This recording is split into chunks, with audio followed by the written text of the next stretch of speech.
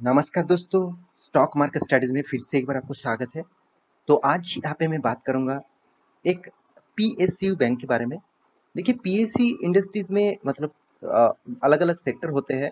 तो आज मैं बात करूँगा जितने सारे पीएसयू बैंक है, उनमें से एक ऐसे बैंक के बारे में जो इंडिया के 4th लार्जेस्ट पीएसयू बैंक है, जिसका नाम आप पहले देख चुके हैं, पंजाब नेशनल बैंक।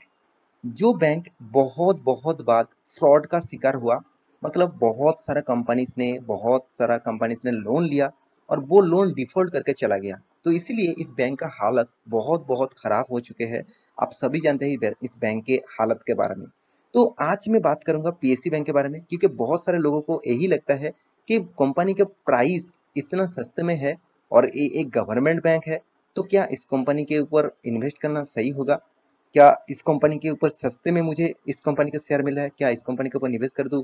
क्या मैं फ्यूचर में करोड़पति बन पाऊंगा? तो इसी सवाल के जवाब से इस कंपनी के डिटेल्स में आज दिखाऊंगा।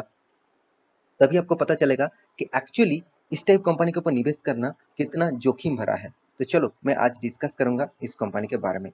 तो सबसे पहले मैं कंपनी के चार्ट पैटर्न के ऊपर आपको एक बार लेके जाना चाहता हूँ। तो देखिए चार्ट पैटर्न आपको डायरेक्ट में मैक्सिमम चार्ट पैटर्न आपको दिखा देता हूँ। तो आप कहेंगे sir, maximum life time chart pattern में तो 287% का रिटर्न दिखा रहा है। अच्छी बात है ना, पॉजिटिव में तो है। बिल्कुल आपके बात सही है। अगर आपको प्रॉफिट नहीं मतलब आप स्टॉक मार्केट में आकर रिटर्न नहीं कमाना चाहते और इस तरीके से छोटा मोटा प्रॉफिट के लिए ही इन्वेस्ट करना चाहते हैं, तो आपके लिए सही है। कोई भी स्टॉक मार्केट में आते हैं, वो छोटा मोटा प्रॉफिट कमाने के लिए नहीं।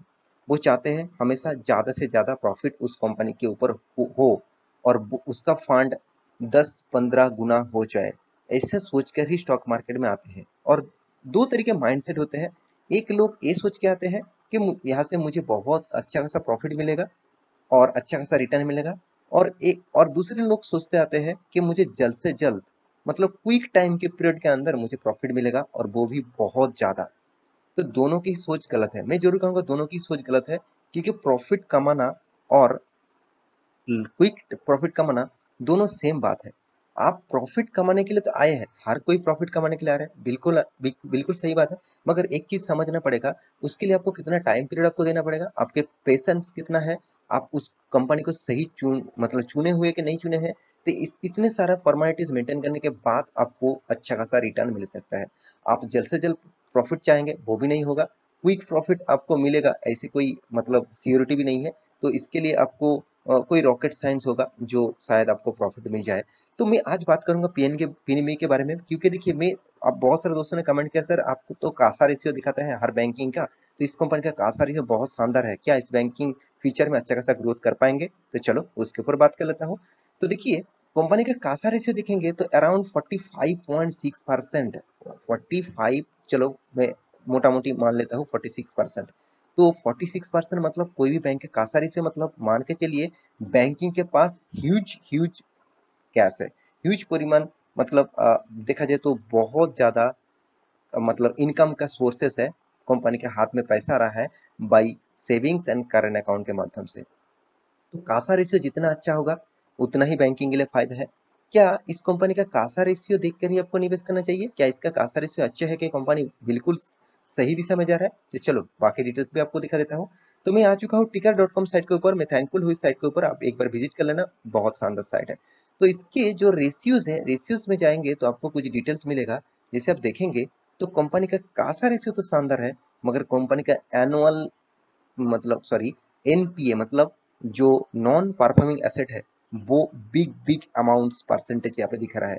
देखिए मान के चलिए आप, मैं फिर से एक बार आपको एग्जांपल दे रहा हूँ। मान के चलिए 1 लाख रुपया आपने आपको दोस्त को दिया और आपने आपका दोस्त बोला कि मैं 1 साल के बाद मैं तेरे को 1,20,000 रुपया दूंगा। तो 1,20,000 रुपया के चक्कर में आपने तो पैसा दे दिया। तो आपका दोस्त क्या बिजनेस कर रहा है, किस बेसिस से बिजनेस कर रहा है, क्या कर रहा है, वो आपको पता नहीं। आपने सोचा कि चलो 1,20,000 मुझे मिल जाएगा, तो मुझे 20% रिटर्न मिल जाएगा, तो चलो मैं आपको दे देता हूँ। मैं स्टॉक मार्केट से भी एक अच्छा खासा रिटर्न यहाँ पे कमा लूंगा, तो चलो मैं वहाँ पे आपको दे देता हूँ। तो अच्छी बात है। मगर एक चीज आप सोचिए, 20% के चक्कर में अगर आपका दोस्त पैसा लेके डूब गया, जिस आपका दोस्त जिसमें पैसा लगाया वहां पे डूब गया, तो आपको कहाँ से पैसा मिटाएगा? आपका दोस्त 1 साल के बाद आपको आके बोलते हैं मेरे पास कोई पैसा नहीं है, मैं बर्बाद हो गया, मेरा बिजनेस नहीं चला, मैं जिसको पैसा दिया था वो भी डूब गया, तो मैं तेरे को पैसा नहीं दे पाऊंगा, चलो मैं आपको 50,000 रुपीज तक दे सकता हूँ, उसके बाद बाकी मेरे पास कुछ पैसा नहीं है, तो जो करना चाहिए कर लीजिए। तो ऐसे अगर आपको आकर बोलेंगे तो आप कहेंगे मैं तो बर्बाद हो गया। तो यही बात बैंकिंग के ऊपर देखना चाहिए। बैंकिंग जितना भी आपको पैसा दे, मतलब बैंकिंग में जितना भी पैसा है, अगर वो पैसे को सही तरीके से यूज नहीं कर रहा है और वो पैसा लोन के हिसाब से बांटा जा रहा है मार्केट में, मगर वो लोन के बांटने के बाद क्या वो लोन वो उठा पा रहा है? अगर नहीं उठा पा रहा है तो बैंकिंग के लिए सबसे बिग नेगेटिव पॉइंट्स है। तो देख लीजिए 4.8% मतलब कितना ज्यादा, मतलब 100 रुपीज में आपको अराउंड 5% लोन अभी नहीं उठा जा रहा है। तो ये बैंकिंग के लिए एक खतरा है, जरूर खतरा है, क्योंकि ज्यादातर इसीलिए बैंक इस तरीके से पीएसयू बैंक डूब जाते हैं। वो लोन तो बहुत ज्यादा दे देते हैं मगर उस लोन को उठा नहीं पाते, तो इसलिए बैंकिंग का जो मतलब फाइनेंस सेक्टर है, मतलब बैंकिंग का जो रेशियोज है वो मतलब चेंज हो जाता है, और बैंकिंग मतलब दिन के दिन खराब होते जाते हैं। तो इसी बैंक का नेगेटिव पॉइंट्स आपको मैं दिखाया। और दूसरी बात, रिटर्न ऑफ एसेट। कंपनी के पास एसेट बिल्कुल ना के बराबर है। देखिए एसेट आपके पास जितना रहेगा उतना ही आप अच्छा खासा काम कर पाएंगे। आपके पास एसेट ही नहीं रहे तो आप कैसे काम कर पाएंगे? और कॉस्ट ऑफ लाइबिलिटी, आप कहेंगे सर कॉस्ट ऑफ लाइबिलिटी तो कम है, मतलब कंपनी को दोनों दूसरों को देने के लिए तो मतलब कम है। हाँ बिल्कुल आपके बात सही है, कॉस्ट ऑफ लाइबिलिटी कम है, मगर जो कंपनी का मतलब एनपीए खराब है, जिस कंपनी का रिटर्न ऑफ एसेट खराब है, साथ ही साथ कंपनी का एडवांस ग्रोथ भी ज्यादा है, तो यहाँ पे मेरे हिसाब से थोड़ा सा नेगेटिव पॉइंट आपको जरूर लगेगा। और एनआईएम एनआईएम जो ज्यादा होना चाहिए था वो कम है। मतलब मार्केट से जो पैसा कंपनी ने ले रहा है और जो पैसा बांट रहा है लोन लोन के हिसाब से, वहाँ पे टोटल जो कंपनी को जो इनकम हो रहा है उस बेसिस से, तो वो बहुत कम मुझे यहाँ पे देखने को मिला है। तो यहाँ पे मैं एक चीज आपको जरूर कहूंगा, यहाँ पे एक चीज मैं आपको जरूर यहाँ पे बताने वाला हूँ कि परसेंटेज के हिसाब से देखा जाए तो कंपनी के हालत मुझे उतना खास नहीं लगा, और मुझे नेगेटिव पॉइंट्स जरूर लगा है। बाकी एक बार आप स्टडी करना, आपको खुद पता चल जाएगा कि बैंकिंग का हालत क्या है। क्योंकि आप कहेंगे सर कंपनी का एनुअली इनकम तो शानदार है, चलो मैं आपको एनुअली इनकम भी दिखा देता हूँ। आप कहेंगे सर एनुअली इनकम तो शानदार है, तो क्यों मैं इस कंपनी से प्रॉफिट ना कमा पाऊँ? तो बिल्कुल आपके बात सही है, तो कंपनी का इनकम शानदार है, मगर एक चीज आप देखेंगे कंपनी का जो टोटल जो कर्जा है, अराउंड जितने सारे बैंक्स है उनमें से देखा जाए तो इस सारे के सारे पीएसयू बैंक में ज्यादा से ज्यादा डेप्थ देखने को मिलेगा। अब प्राइवेट बैंक में इतना ज्यादा डेप्थ नहीं देखने को मिलेगा।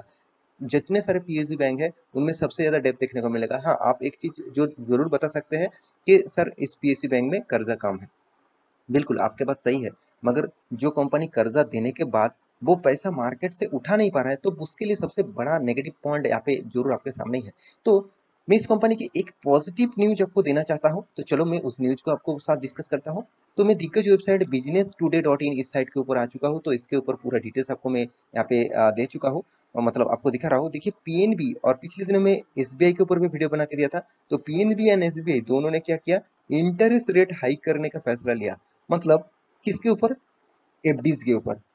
तो एफडीज के जितने सारे लोग लेस देन 2 करोड़, मतलब 2 करोड़ के नीचे इन्वेस्टमेंट कर मतलब एफडी कर चुके हैं, उसके लिए इंटरेस्ट रेट बढ़ाने वाला है। तो कितना पॉइंट बेसिस बढ़ा है वो भी आप देख लीजिए। यहाँ पे 0.20% बेसिस यहाँ पे इंटरेस्ट रेट ग्रोथ हुआ है। देखिए पहले पहले था 0.20, अभी देखा जाए तो 0.50% का यहाँ पे इंटरेस्ट रेट बनने वाले हैं।